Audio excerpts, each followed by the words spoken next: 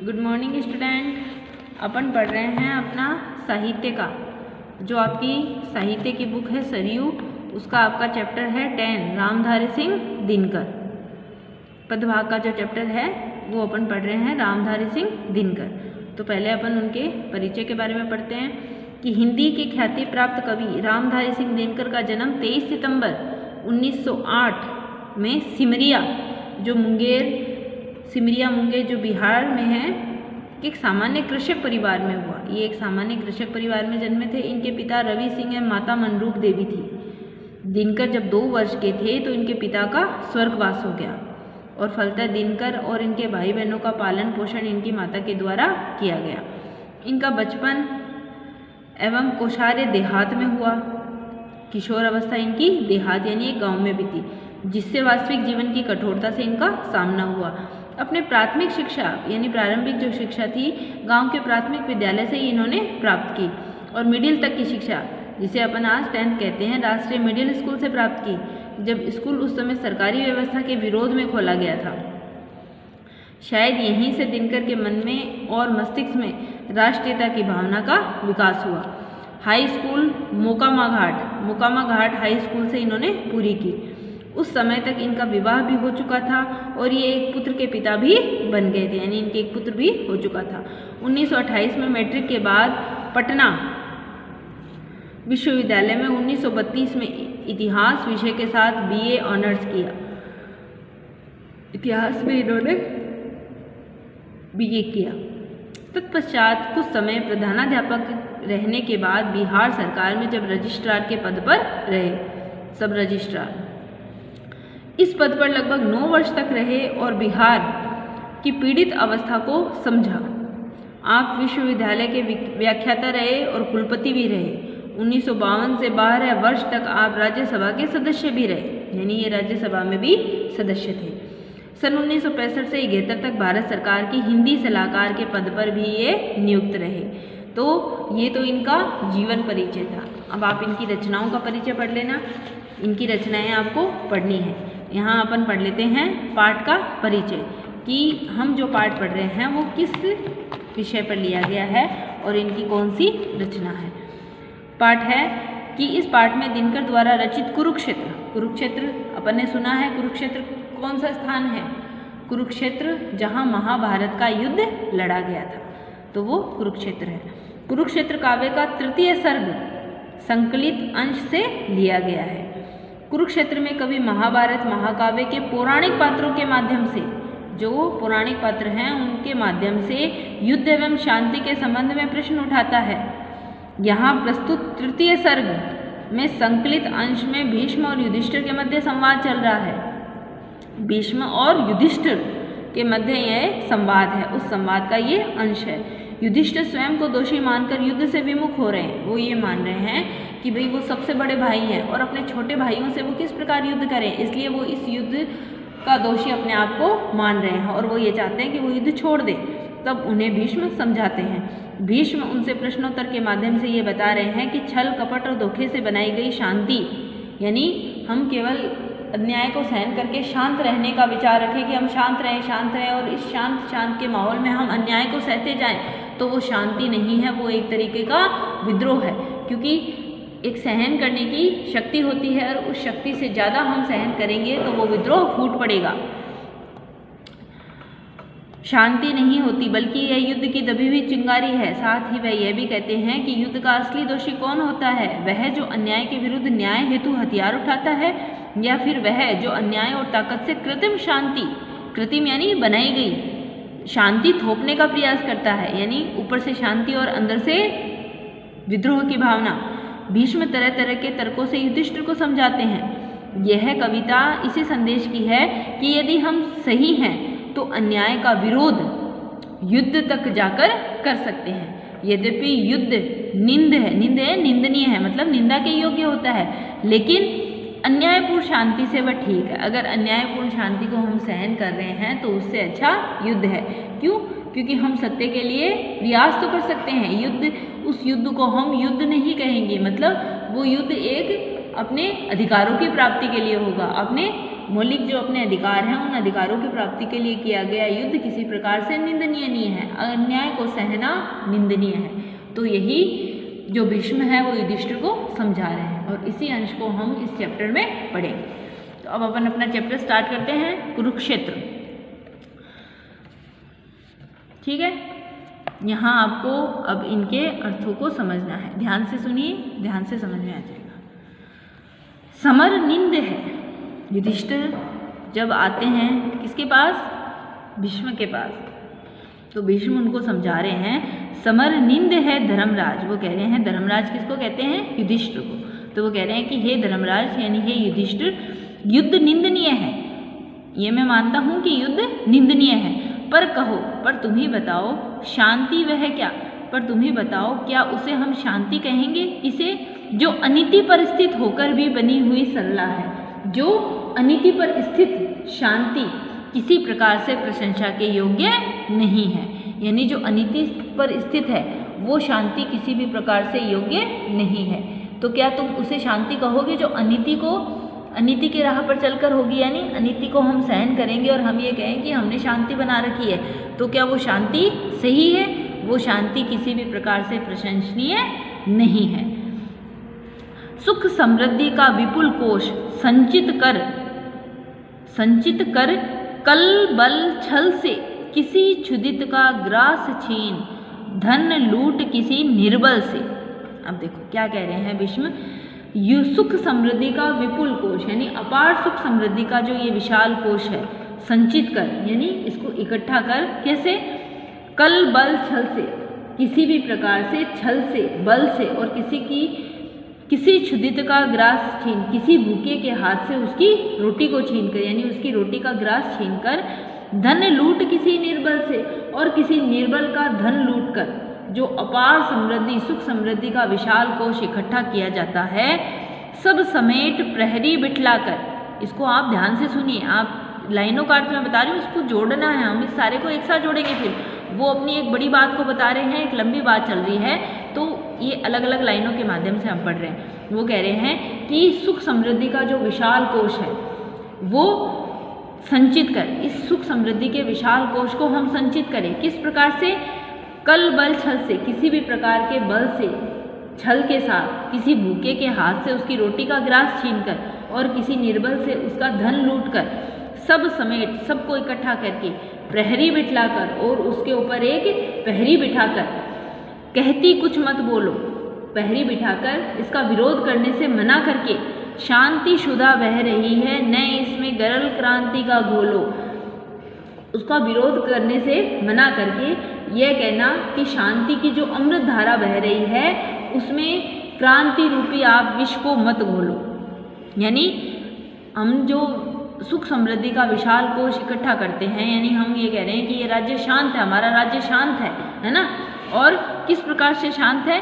किसी भी प्रकार के बल से, छल से, किसी भूखे के हाथ से उसकी रोटी छीन ले, किसी निर्बल से उसका धन छीन ले, और सब कुछ छीन कर हम उस पर एक प्रहरी बिठा दें और ये कहें कि कुछ मत बोलो, शांति की अमृत धारा बह रही है, तुम इसका विरोध करके किसी प्रकार की क्रांति का विष मत घोलो, हिलो डुलो मत, हृदय रक्त अपना मुझको पीने दो, अचल रहे साम्राज्य शांति का, यानी किसी प्रकार का विरोध मत करो, अपने हृदय रूपी शांति का, मुझे शांति से रक्त पीने दो, अचल रहे साम्राज्य शांति का, और इस प्रकार की शांति का जो साम्राज्य है वो स्थिर रहे, शांति रूपी जो साम्राज्य है वो स्थिर रहे।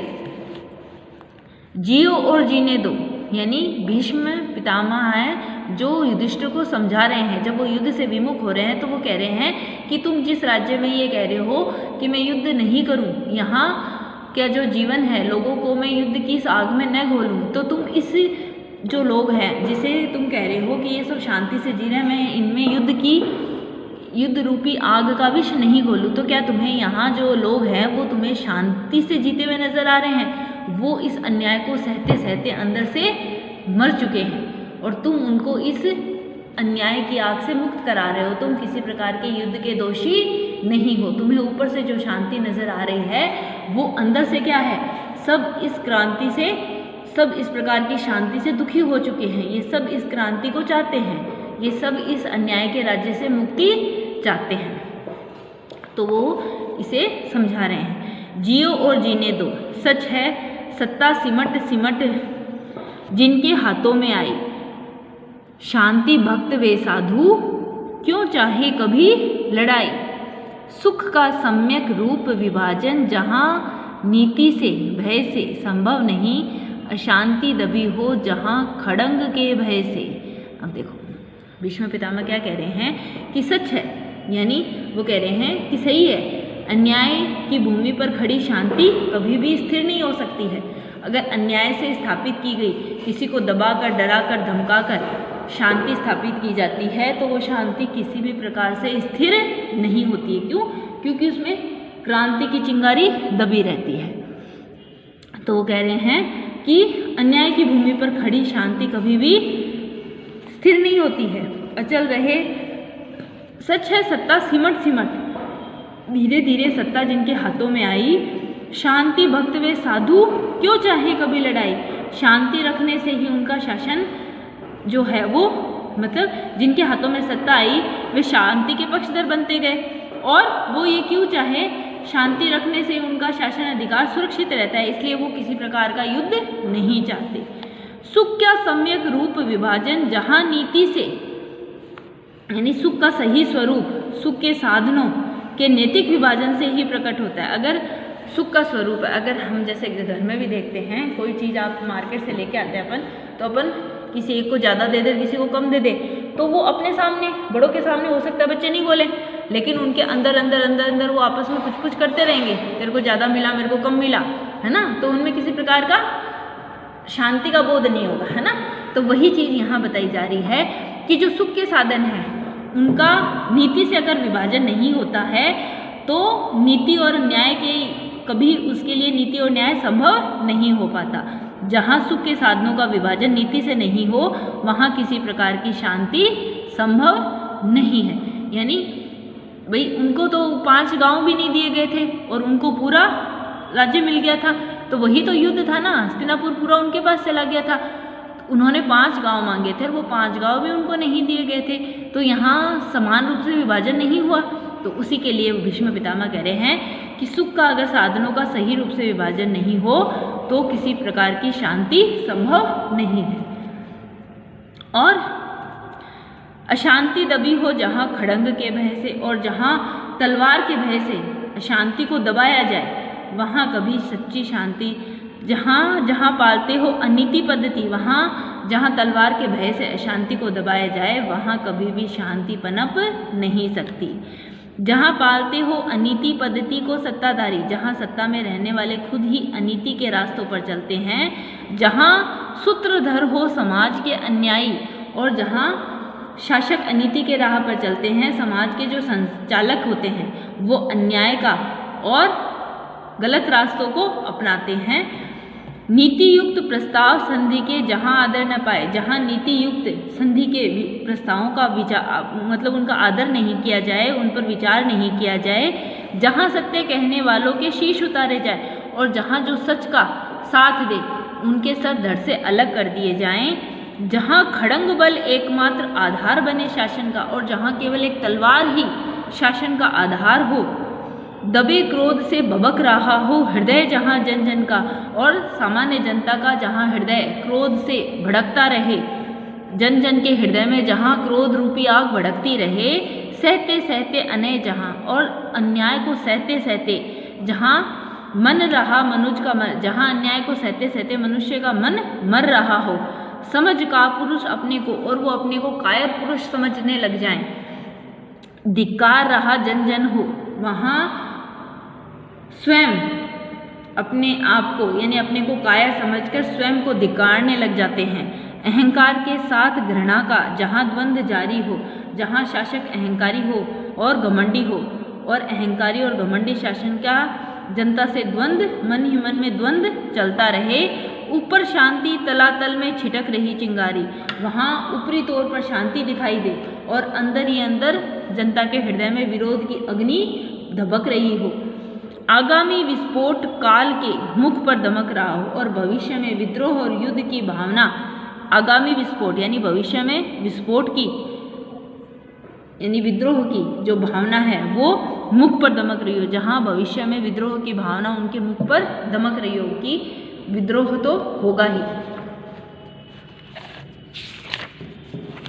इंगित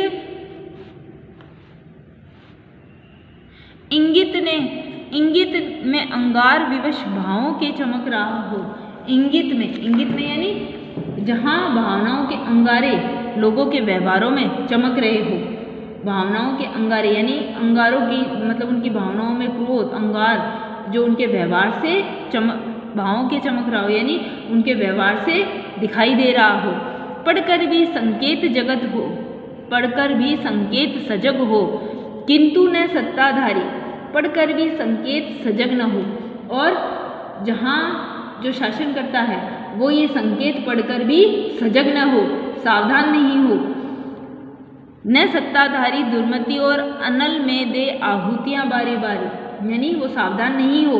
यदि ऐसा नहीं हो तो वो अपनी मूर्खता का परिचय देते हैं और आग में घी डालने का काम दुर्मति और अनल में दे आहुतियाँ और अग्नि में घी डालने का काम करते हैं। यानी वो अपने कार्यों से और जनता की उस भावना को और भड़काना यानी आग में घी डालने का काम करते हैं। कभी नए शोषण से, कभी उपेक्षा, कभी दमन से, अपमानों से, कभी कभी शरवेधक व्यंग्य वचन से। यानी कभी नए शोषण से, कभी उपेक्षा, कभी दमन से। यदि शासक अपने प्रजाजनों का कभी नए शोषण से यानी अपने प्रजाजनों का शोषण करें, उनकी बातों पर ध्यान नहीं दे, कभी उपेक्षा, कभी उनकी बातों पर ध्यान नहीं दे, कभी दमन से और कभी उनको तलवार के भय से दबाकर, अपमानों से कभी और उनका अपमान करके, कभी शरवेधक व्यंग्य वचनों से और कभी तलवार के समान व्यंग्य वचनों से। यानी तलवार जो उनको हृदय को काटने वाले व्यंग्य वचनों से उनको दबाए रखे, उनको मन में आवेश को दबाए। दबे हुए आवेग वहाँ यदि उबल किसी दिन फूट पड़े। दबे हुए आवेग जब उनकी दबी हुई भावनाएं किसी दिन उबल पड़ती है, संयम छोड़ अपने धैर्य को छोड़कर काल बन मानव अन्यायी पर टूटे, और अन्यायी सामने वाले अत्याचारी पर काल बनकर उनकी भावनाएं टूट पड़ती है। कहो कौन दायी होगा उस दारुण जग दहन का। अब भीष्म पितामह युधिष्ठिर को कहते हैं कि जब मनुष्य सहता सहता थक जाए और किसी दिन वो अपने अत्याचारी पर क्रोध बनकर उबल पड़े तो उस समय कौन उत्तरदायी होगा दारुण जग दहन का। यानी इस तरह संसार में जो युद्ध की आग लगेगी उस युद्ध का उत्तरदायी कौन होगा। अहंकार या घृणा, उस शासक का घमंड या उसका अहंकार, कौन इस युद्ध का दोषी होगा। कौन इस युद्ध का, उसका अहंकार या उसकी घृणा, कौन इस युद्ध का दोषी होगा। तुम विष्णु हो समझ, तुम विष्णु हो समझ, हुआ जगदाह करके कर से। युधिष्ठिर को समझा रहे हैं भीष्म पितामह कि तुम विष्णु हो समझ, यानी तुम क्या हो, दुखी। विष्णु का मतलब दुखी, तुम दुखी हो। पितामह युधिष्ठिर को कहते हैं, युधिष्ठिर को कह रहे हैं कि तुम यह सोचकर दुखी मत हो कि संसार को जलाने वाला ये युद्ध उनके हाथों से हुआ है। जगदाह तुम्हारे कर से, ये जो संसार में जगदाह हो रहा है मतलब ये जो युद्ध हो रहा है इसके कारण तुम हो, ये तुम मत समझो। यानी वो उसे कह रहे हैं कि तुम इस चीज़ के अपने आप को दोषी मत समझो कि इस युद्ध के तुम दोषी हो। ये तो होना ही था क्योंकि जो जनता है वो सहते सहते अब थक चुकी है ना, क्योंकि अन्याय को सहते सहते कभी ना कभी तो विद्रोह फूटता ही है। तो इस अन्याय को सहते सहते वो ये विद्रोह फूट चुका है। सोचो क्या अग्नि समर की बरसी थी अंबर से। तुम ही सोचो क्या जो इस युद्ध की जो ये आग है ये क्या आसमान से बरसी है। यानी ये लोगों के हृदय में दबी हुई वो चिंगारियां हैं जो वो उस अन्याय को सहते सहते थक चुके हैं, इसलिए उनका आज ये क्रोध ये अग्नि बनकर युद्ध की तरह बरस रहा है। तुम इसके लिए अपने आप को दोषी मत समझो। अथवा अकस्मात मिट्टी से फूटी या अचानक से ये कहीं धरती से प्रकट हो गई या मंत्रों के बल से जन्मी या किसी प्रकार के मंत्रोच्चारण से यह अग्नि की लपटियाँ, अग्नि की जो लपटें हैं वो कहीं से मंत्रों की शक्ति से प्रकट हुई है, ऐसा नहीं है।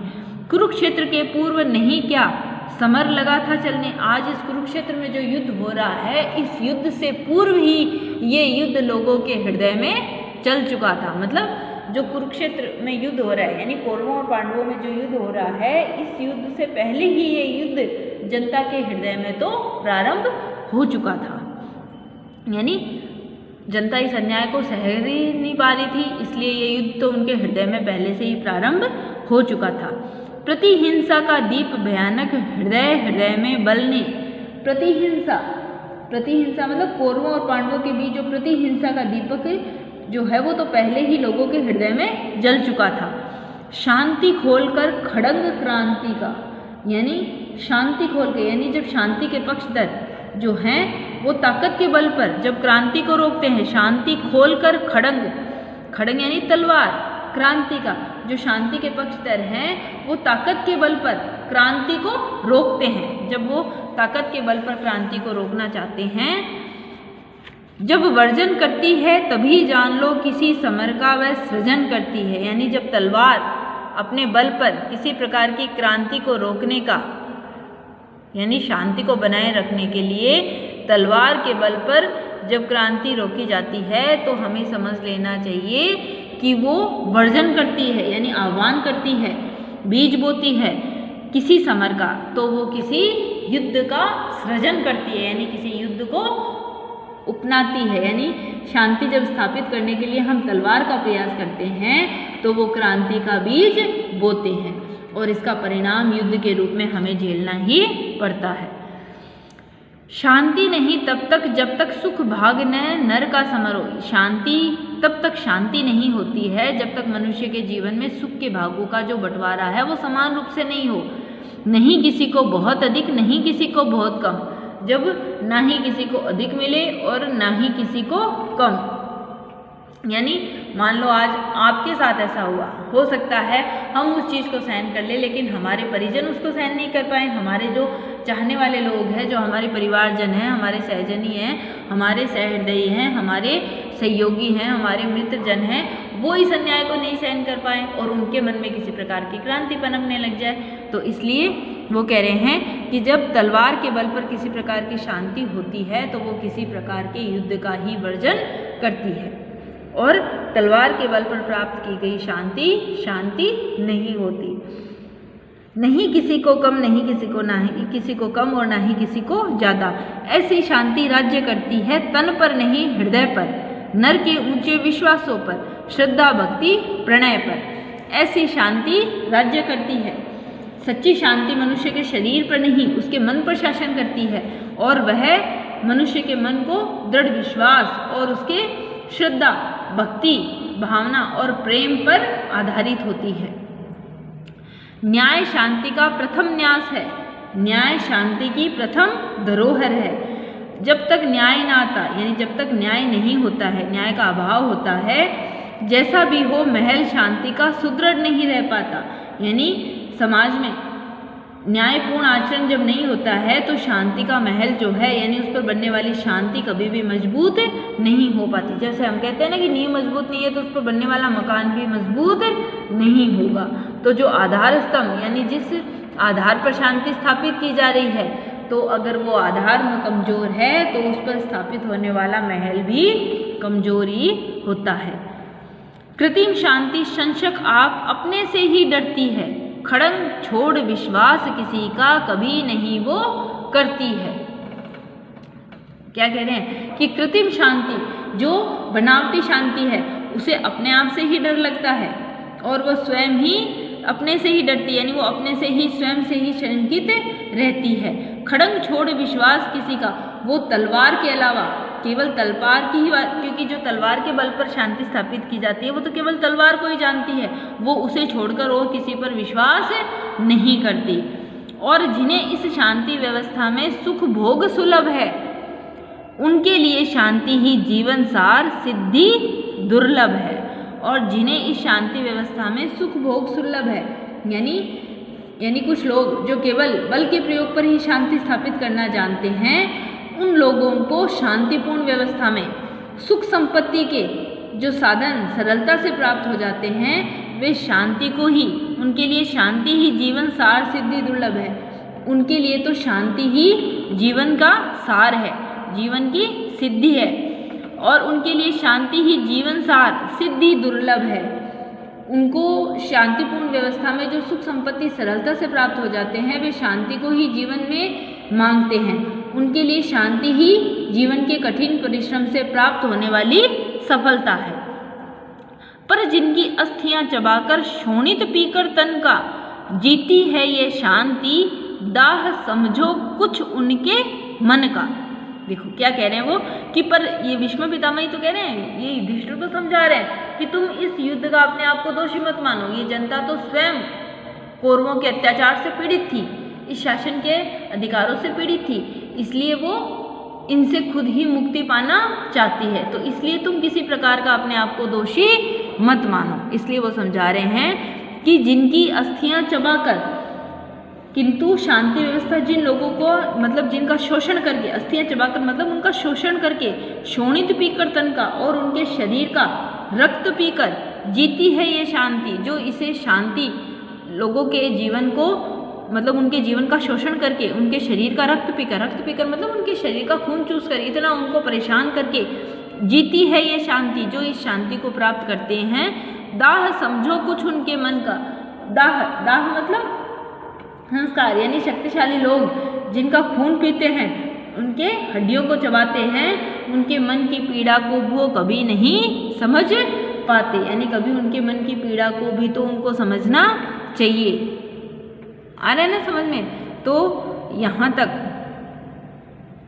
दाह उनके मन का, यहाँ तक अपन ने पढ़ लिया।